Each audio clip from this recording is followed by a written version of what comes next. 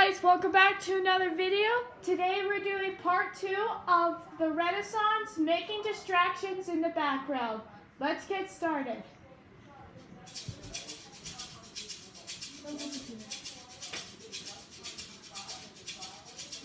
The phenomenon known as the Renaissance is one of the saddest sorts of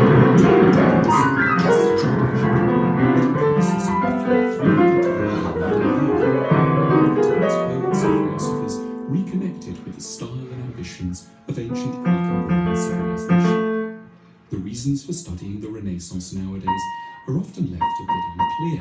To the high-minded and respectful, the rationale may seem utterly obvious, or to the more impatient or technologically focused, the exercise can equally well appear a complete waste of time.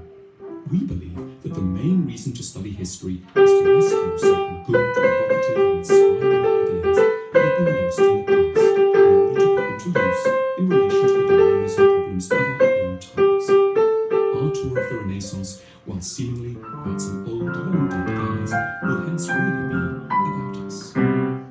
Florence, Italy, 1469. A 20-year-old nobleman from one of the grandest families of Florence, Lorenzo de' Medici, takes over the family business, the Medici Bank, that's been going since 1397 and is the most respected financial institution in Europe, with flourishing branches in Florence, Venice, Rome, and Geneva. Lorenzo, like his uncles and his father before him, is a great gift for business. During his lifetime, the bank will open new outposts in Basel, Bruges, Avignon, and Pisa, and lend significant sums of money to royal courts, aristocrats, and entrepreneurs. Lorenzo and his family are typical of the Florentine upper classes of his age, in honouring the business of making money without any of the traditional suspicion of trade, without most restrictions or societies. But the Medici is interested in making money. They are also extremely ambitious about how to spend money. They believe that the express purpose of what we will now call philanthropy is to promote beauty, truth, and wisdom in the world. Lorenzo de' Medici's grandfather had started a collection of books that became known as the Medici Library, and Lorenzo now expanded it decisively. As researchers scoured the various manuscripts, courts, and libraries, and lost or overlooked texts from antiquity. Lorenzo was a patron of many philosophers, including Marsilio Ficino, Poliziano, and Giovanni Bocca della Mirandella. Under his guidance, these philosophers undertook pioneering researches into Greek philosophy. They absorbed the ideas of Epicurus, Cicero, and Aristotle, and tried to harmonize Plato's theories with Christianity. Lorenzo is perhaps best known as a patron of art. His court artists included Verrocchio, Leonardo, Botticelli, Ghirlandaio, and Michelangelo. The patronage was extremely intimate and involved. Michelangelo lived with Lorenzo and his family for 5 years, dining at his table and participating in discussions led by Marsilio Ficino. Although the Medici were quite rich by modern standards, their fortune was a relatively moderate one. Across 4 crucial decades from the 1430s to the 1470s, it's estimated that the Medici family spent the equivalent of around $500 million on intellectual patronage, agriculture, and art works, which is a huge sum by comparison with average incomes, but it's not very substantial by comparison with the wealth of the richest people today. The Medici family resources would be roughly those of Rosetta Cafferata, whose wealth from a fisheries business in Peru is around $1.5 billion. She's at present the 1,200th richest person in the world. Lorenzo would seem economically unimpressive next to Giorgio Armani, 8.5 billion, and a nonentity next to Bill Gates, 79 billion. Money was important to what Lorenzo and his family achieved, no doubt. So in that respect, the world is amazingly well placed to continue in his footsteps. There's no shortage of money to do the sorts of things he did. But what's holding us back today is a shortage of vision. For the price of his yacht, Lorenzo fueled the Renaissance for 30 years. The secret to the Medici empire was that they didn't see themselves as there simply to hand over the cash to artists, architects, and scholars to do whatever they wanted. The Medicis had a vision, a mission for the arts and for philosophy, and were extremely direct and didactic in putting it forward, usefully so. Guided by his philosopher friend Ficino, Lorenzo thought of art as a kind of education. This one's my favorite. Under his patronage, artists were therefore asked to illustrate key philosophical truths about the importance of kindness and compassion. They promoted serenity and glorified the best qualities of the state and of good leadership. The Renaissance would never be alone with its leading members at simply no one cares about it at any length of time. The real source of its glory imagination and intelligence with which its great bankers and financiers set about the Cornerstone flag of Germany in January 1417, an Italian scholar and humanist, Giulio Bracciolini, was on a tour of Germany and Switzerland, looking for lost Greek and Roman manuscripts. He is spending a few weeks in a Benedictine monastery, hunting around the dusty shelves of its old library, when, in a forgotten nook, he makes one of the great discoveries of the whole Renaissance. He comes across what still remains the only surviving manuscript of Lucretius de Rerum Natura on the nature of things, which gives us the most complete account we possess of the philosophy and worldview of the Greek philosopher Epicurus. Bracciolini and his circle are astonished. Epicurus has hugely valuable ideas about the human passions, happiness, religion, communal life, and science. This is only the highlight of a career spent rescuing lost manuscripts. In time, Bracciolini is to go on to discover key texts by Cicero, Quintilian, and Vitruvius. When he couldn't buy text, he wasn't averse to a little skullduggery.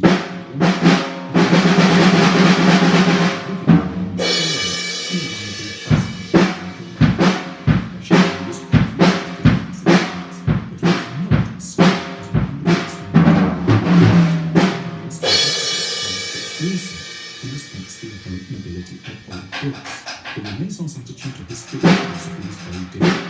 Its intellectual leaders took a relaxed view of things. They wanted, first and foremost, to run their societies successfully, to make their people rise, and to build magnificent cities. The Epicurean philosophy with its emphasis on friendship, simplicity, and acceptance of limitations, wasn't exciting because it was old, but because its wisdom was still new. It wasn't looking for ancient ideas, so it could fill in missing details, in order to gain a professorship at university. He was urgently searching for help in creating ways of thinking for the person. Central France, 1484. Michelozzo di Bartolomeo, one of Cosimo de' Medici's favourite architects, completes the family home, the Palazzo Medici, just near the city's new cathedral. Michelozzo has studied Roman antiquities closely, and the building's tripartite elevation beautifully expresses the characteristic Renaissance style.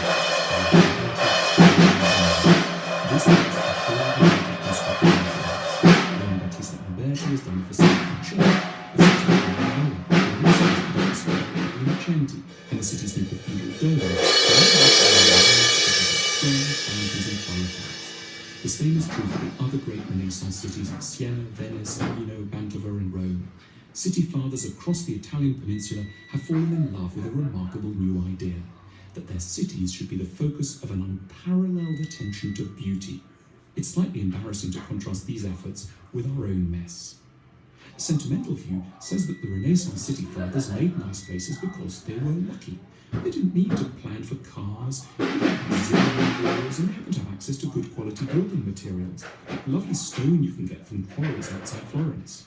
However, successful urbanism is never an accident. For the Renaissance, it was a philosophical mission. The Renaissance built such cities because of an idea. They are, to a large extent, shaped by the character of the buildings around us. Making sure that the public realm conveys dignity and calm is more than a luxury. It can help to ensure the sanity, vigour and happiness of the whole population. What's more, the urbanists and architects believe in rules. This is the Renaissance, yo! Good. They wrote volumes codifying what works and what must be avoided. In their efforts to systematise and in their careful thinking about what makes a good street corner, pavement or bench, they put our own efforts at urbanism to shame. They believed in ideal dimensions for squares, that a square should be small enough that a mother can call from an upper window to her child playing at the other side. They thought that all good squares should have large, elaborate fountains in the middle, but that the surrounding buildings should mostly be fairly plain. They knew that buildings should be around 5 stories in height, and that there should be graceful covered arcades, so that citizens could amble in all kinds of weather. Renaissance leaders like the Medici were marked by the views of the ancient Roman historian Sallust. He'd been deeply hostile to a situation that had developed in the decadent periods of Rome, where there had been, in his words, publice egestas privatim opulentia, public squalor and private opulence. Sallust believed, and the Renaissance leaders hugely embraced his idea, that in a healthy society, the public sphere itself should be opulent, that is, beautiful, refined and healing. That way, the richer people in society will never be tempted to withdraw and concentrate exclusively on their own private estates and comforts, and all citizens will be uplifted by a pleasing vision of communal life. It's a tribute to these efforts that there are still very few cities on Earth nicer than those created over a few hundred years on the Italian peninsula. But it's also testimony to our desperate lack of ambition and vision that we can count on one hand the number of cities constructed since the Renaissance that are prettier than, say, Florence or Venice. Ideally, we wouldn't have to be so impressed by Renaissance cities. We'd be inspired to rival and equal their achievements in the architectural idiom of our own times. Frari Church, Venice, 1488. A 58-year-old Venetian painter, Giovanni Bellini, completes a triptych featuring in the central panel baby Jesus and his mother. Christian artists have been painting this scene for many centuries, but things have only become this powerful and convincing in the last 100 or so years. Hitherto, Mary and her little boy have looked stiff, often gaunt and wooden, but with Bellini, Jesus is just like a real little boy, the kind we might see looking at seagulls in a Lido, down to his stocky legs, slightly swollen tummy and surging eyes. Mary feels equally alive, vibrant and deeply attractive and interesting. We can imagine her melancholy thoughts and intuit her kind, sympathetic and dignified nature. If there was some childcare available, it might be lovely to invite her out to the Gelateria Grom, just a few steps away from the Frari Church. It's often been remarked how odd and wondrous it is that so many geniuses of art came to the fore in such a short period in one place. Renaissance Italy gave world civilization Donatello, Fra Angelico, Uccello, Masaccio, Filippo Lippi, Leonardo, Michelangelo, Raphael. I have Titian, an idea. and so You guys are How did it happen? suggesting How did me. it get so My many friend people in one Brittany go? wants me to sing It's the arguable Hawaii that every song. age has roughly So similar I'm gonna amounts sing of the latent Hawaii talent among its song. artists. What makes certain ages extraordinary, one thinks of the Golden Age of Athens, Holland, 19th century France, or 1960s America, is that they know what to do with the talent. They give artists a mission. They have a clear sense of what art is for, and they therefore reward and invest in artists properly. What distinguishes the Renaissance is not, therefore, a freakish preponderance of artistic skill. It's an intensely clear vision of what art should be for. The Renaissance could be described as a heroic age of advertising. Yet the focus was not on selling consumer goods. It was on selling beauty, truth, and wisdom. The energy we still feel behind that art arose from a coherent ideological program. The Renaissance wanted to put painting in the service of ideals and This to make these Hawaii ideals song. palpable, Oh effective, and yeah, oh life-changing. yeah. One thing the Renaissance was constantly advertising is philosophy. Philosophers were, in the minds of many, then as now, rather abstract and remote figures. So the Renaissance got one of its most talented artists, Raphael, to lend them a bit of life on the walls of the Vatican, to show us Aristotle and Plato and others as belonging to a group of glamorous, fascinating individuals. For his part, Titian was employed to convey a central philosophical message about the brevity of life. In his 3 Ages of Man, existence is depicted as desperately fleeting. The child is soon an adult and the adult soon ages, and in retrospect it all seems to have occurred incredibly fast, which makes it essential that we use our time properly, that we forgive one another for our frailties and focus on our potential while there is still time. But Titian and his patrons knew that most people don't care to think about how brief life is. That's where art comes in, as the huge advantage over philosophy. Titian sang to things that everyone in the Renaissance already liked: sexy couples It's and Hawaii pretty song. angels. Oh The picture is designed to take yeah. you, without you even noticing it's happening, into an interest in philosophy, so that you naturally start to engage with matters of life and death. The move is a bit different by the best adverts of today, that hope to get you subliminally interested in buying a chocolate bar or an SUV, and charming you with a beautiful couple or a sublime landscape. Only in the Renaissance, the philosophical end goal of art was worth the effort. The Renaissance concept Peace in of artists Christ. advertising for the great truths was underpinned by an ideology worked out by the philosopher Marsilio Ficino, the figure who taught Lorenzo de' Medici and spoke to Michelangelo at dinner every day for many years. Ficino argued that we are all creatures who love, and love is attracted first to beauty. So whatever we wish people to love, There is we must music. first make beautiful, and beauty is first encountered as sexiness. So the path to the highest possible human ideals tends to go down When you are first to sex, then to beauty, and then to love. With such a theory to hand, and its impact on the culture of the Renaissance cannot be overestimated. Ficino was able to use what we might term sexiness, lust, glamour, and celebrity to serve the most vulgar intellectual ambitions, rather than being relegated, as they often are in our own times, or sacrificed to our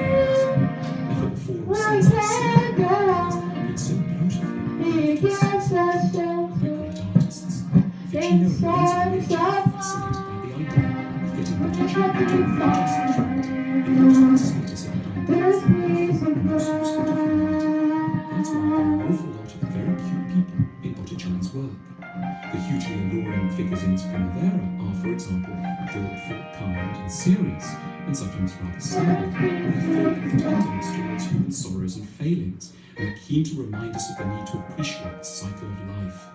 They're also highly seductive. You don't have to believe in the virtues to want to be like them, but because you instinctively want to be like them, you will therefore aspire to those virtues.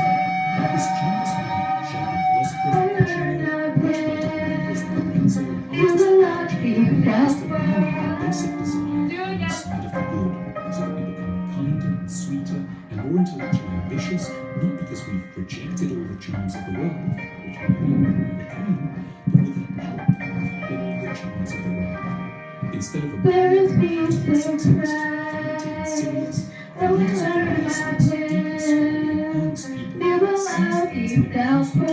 hearts. It's this love of power that helps to give the optical Renaissance its mission-driving coherence, and means the artist still so charming to us today. In our society, the Renaissance is moving on being true to our cities, memorize of dates and ticking of calendars. This is the way paying tribute to the Renaissance should do. It's not about looking at their world through our eyes. It's about using their eyes to look at our world. We should be trying to generate a Renaissance society with the help of these geniuses. The Renaissance world. Just need big money. How to finance the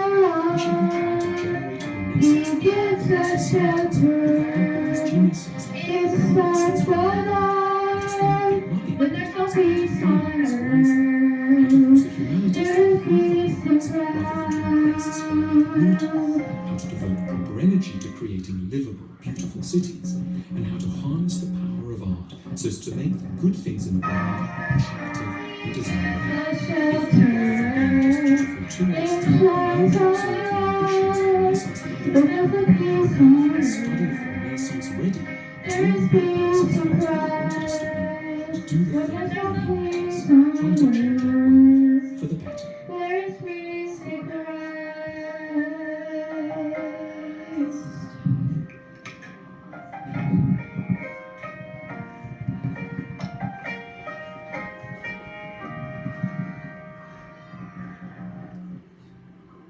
Advertising We're gonna just go are to. filled with tenderness towards human sorrows and failings, and are keen to remind us all to appreciate. There we go. We're being true to it by going round its main cities, memorizing dates and ticking off key Let's moments. sing one of But this my isn't really what paying tribute to the Renaissance should mean. It's not about looking at their world through our eyes. It's about using their eyes to Rain is the color, football is the game. We're all together, and winning is the way. So keep ourselves in the service. We've got to unlock lives of running. Let's go hide in the dream of life. We will find green and white. We've got to put our different things on.